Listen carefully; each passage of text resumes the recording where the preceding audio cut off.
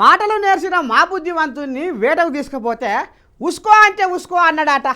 ఇక గట్టనే మన ఊర్లల్లో తీట మాటలు మాట్లాడే నස්සగాళ్ళు ఉంటారు కదా, అంతేనా కదా? అదే అంటున్నా. అరే వద్దురా మామ కానీ అట్లా మాట్లాడొద్దురా, అన్ని యాళ్ళ మన యాళ్ళ ఉంటుందిరా, నోరు పెచ్చనోడా, ఎందుకురా మంది నోళ్ళ పడుతున్నావు, జర్ర నా మాట చెవులో పెట్టి వెనక ముందు ఆలోచించి మాట్లాడురా అని నా బోటోడో మీ బోటోడో ముళ్ళుగారతోని కూర్చున్నట్టు చెప్పినా కానీ వామ్మో వాడు నాకు వచ్చలేదు నా బుడ్డకు వచ్చలేదు అన్నట్టు వాని సోయిన వాడే ఉంటాడు కదా. అయ్యో భగవంతా, పెద్దయ్యో ఓ పెద్దయ్యా, ఒరి పాడైపోను ఏదన్నా సన్న ఇప్పటిదాకా బాగానే ఉంటివి, ఇంతలో ఏమైందే కాకిశోకం తీస్తున్నావు అని అంటుండ్రు కదా. ఏడికి పడితే ఆడికే మాట్లాడే మా పెద్ద సల్లగుండా. ఇక ఆయన నోటికాడ చాలా పడ్డదాట నొల్లా. ఇక ఎట్టనో ఏమో చూద్దాం పట్టుది. పాడ నేర్చిన నోరు పాడ కూకోదు, ఆడ నేర్చిన నోరు ఆడ కూకోదు అన్నట్టు వచ్చిరాని మాటలు మాట్లాడే నోరు తీట ఉన్నోళ్లకు నోటికి తాళం పడ్డదల్లా. మాటల మహారాజు మా పెద్దయ్య కేసీరావు నోరు సప్పబడే కాలం వచ్చింది. ఎందుకంటారు, నిన్న మొన్న నిజామాబాదు నల్లగొండ బహిరంగ సభలల్లా ఉత్త పుణ్యానికే చంద్రబాబయ్య మీద ఈగురం తప్పిన తీట మాటలతోని నోరు వారేసుకొని సభ్యత సంస్కారం లేని మాటలు మాట్లాడినాటనుల్లా. మా పెద్దయ్య మాటలు మళ్ళొకసారి వినాలని ఉందా మీకు కూడా? ఇక అయితే ఇనుర్రి మరి. సిగ్గు లేకుండా మేము చంద్రబాబు నాయుడుతో పొత్తు వెళ్తాం, తూ మీ బతుకులు జడ. మేము చంద్రబాబు నాయుడుతో పొత్తు వెళ్తాం, తూ మీ బతుకులు జడ, తూ మీ బతుకులు జడ.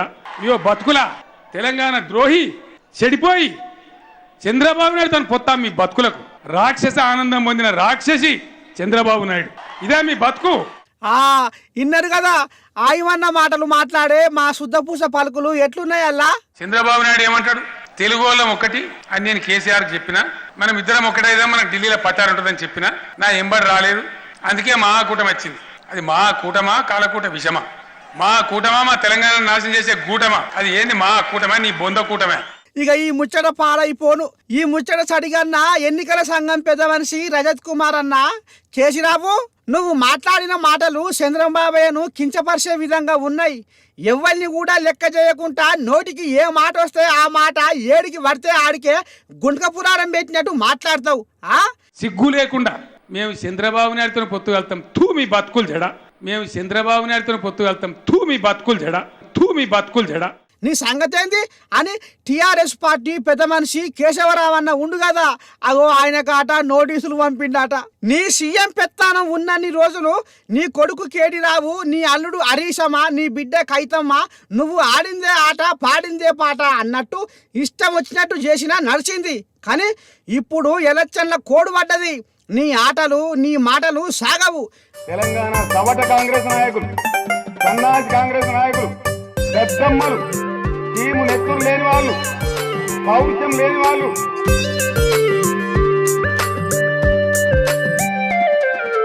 48 గంటల్లోగా నాకు ఏం సమాధానం చెప్తావో చెప్పవని గట్టిగానే ఆర్డర్ వేసిండాటనుల్లా ఈ రజత్ కుమార్ అన్న. అమ్మో ఈయన బాగానే స్టిక్ చేస్తుండగా మా పెద్దయ్యని. అంటే వీళ్ళింత రేషం లేని పదవుల కోసం అధికారం కోసం ముఖ్యమంత్రుల బూట్లు తుడిచాయి ఈ దద్దమ్మలు.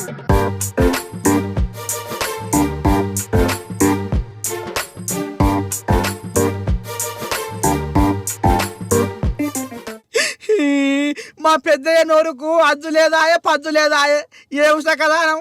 125 ప్రజా ప్రాతినిధ్య చట్టం కింద 153A 505 సెక్షన్ల కింద ఎన్నికల సంఘం పెద్ద మనిషి రజత్ కుమార్ అన్న మా కేసీరావు మీద చర్యలు తీసుకుంటాడట. అమ్మో అమ్మో నేనేం చేతునల్లా. ఇక గదే కాదల్లా, కేటీరావు హరీశమ్మ నాయకులు కూడా అడ్డగోలిగా ఈకారం తప్పిన మాటలు మాట్లాడుతున్నారని గట్టిగానే వార్నింగ్ ఇచ్చి జవాబు చెప్పమండాట. ఓ అమ్మా, ఇది కొంత కష్టమే వచ్చింది దేవుడు. ముఖ్యంగా మా పెద్దయ్యకు ఇంకా ఎంత కష్టం ఉందో ఏం పాడవ పోర్లా. అయ్యో ఏంది నర్సన్న గంతగానం ఏడుస్తున్నావు, ఇప్పుడన్నా బుద్ధి వస్తుంది మీ పెద్దయ్యకు అని అంటుర్రా. అయ్యో రామచంద్ర భగవంత, మా కేసీరావు నోట్లే మాటే ఆగదల్లా, పుసా పుసా పుసుక్కున జాతాడల్లా. చంద్రబాబు నాయుడు నమ్మదగ్గ వ్యక్తి కాదు, నయవంచకుడు, ద్రోహి, బొడ్లే కత్తి పెట్టుకొని తిరుగుతుండు, ఏ మోగదొరతమని పొడిచి పాడేస్తాడు.